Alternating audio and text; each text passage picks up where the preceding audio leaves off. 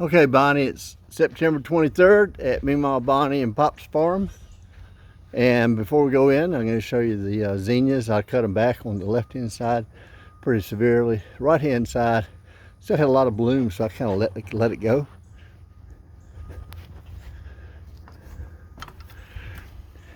Okay, so we still got some bigger squash plants out here, but these are not the I don't know why they're there, but I'm just gonna leave them. I did plant sweet peas on the inside of the trellis on both sides, so we do have that going on, and I'm still catching a few bugs in our traps. All right, so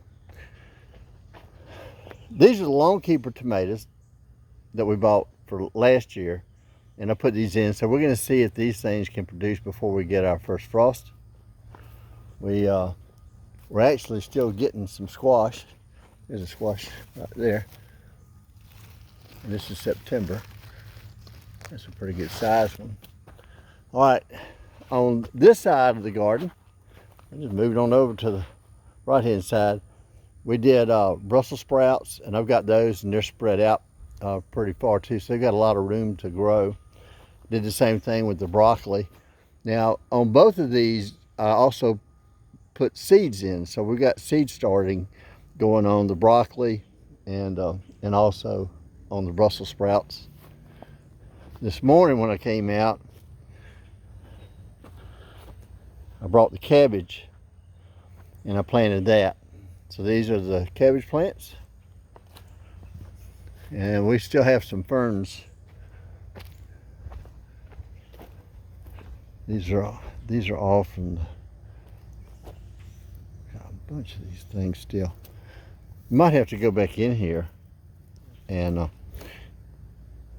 plant some more asparagus, but we'll just have to wait and see. Okay, continuing on down the side, I did come in here and I put some collard greens. I'm just looking at that one right there. It's been attacked by something, so I'm gonna have to go do something with that. I'll get some neem oil or some BT and figure it out. Yeah, because all of these have little bite marks on them, so something's definitely chewing on them. We don't need that. Oh yeah, on these long keeper tomatoes, also planted some of those Detroit red beets, and they're coming up now too. So there we go. So I got the long keeper tomatoes there and there. I had one in here and it passed on, so we had to do something else with that one. These are where we had those Cherokee tomatoes, and they've been pulled up now. Another long keeper. This also has some beets started in. You see them starting to come up. And this was our Paul Robeson row of tomatoes, and I've pulled those up now too. And I went and put the long keepers in here as well. So we got long keepers there. We're not going to have any more potatoes. The potatoes are done. This was an Amish paste tomato that was here. I pulled that yesterday. It's done. We have a cantaloupe that's right there. It's still got a ways to go. I picked a whole lot of these pole beans. These are, oh wait a minute, look here. I missed one. Okay, so that's the scale. They have pretty big hands, so it's a big bean. Some of these sweet potatoes we have in here may not be the best in the world, because I see that it's got the ones that had the flowers are typically the ones that aren't the best eating. So we don't want that, but we've got a lot of, we still have a lot of green out here. We don't have hardly any yellow on these sweet potatoes. They've been out here for a long time. The blackberries in the corner. Oh, look at those. Let me get these beans up. These are long beans I picked. All right. These are supposed to be blackberries, so we have to give them a little bit more time, like next year. I'm going up the hill now on the other side.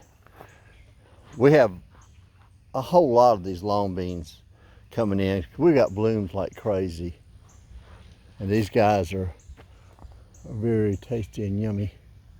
So we'll get some more of those. Now this side, I came in, and this was recently. I'm trying to see if I can tell the date. On the 1st of September, I planted these, and that's absolutely crazy that we're gonna have Kentucky Wonder beans, and they've, in 22 days, they've already taken off. Anyhow, that's what that is. These are future onions and garlic in this bed, and this is French fillet. These are French fillet beans that I planted on the 16th of September from seed, and they're already up and coming. And I also put the Detroit red beets down between the rows, and they're already coming up as well. They're just real small, about 1/8 of an inch on the span on the first set of leaves. And then these are collards, and there you got something nibbled on that one. The other ones they haven't messed with, but that one they did. So I'll go take care of that right now and just give you a little heads up. That's where we are.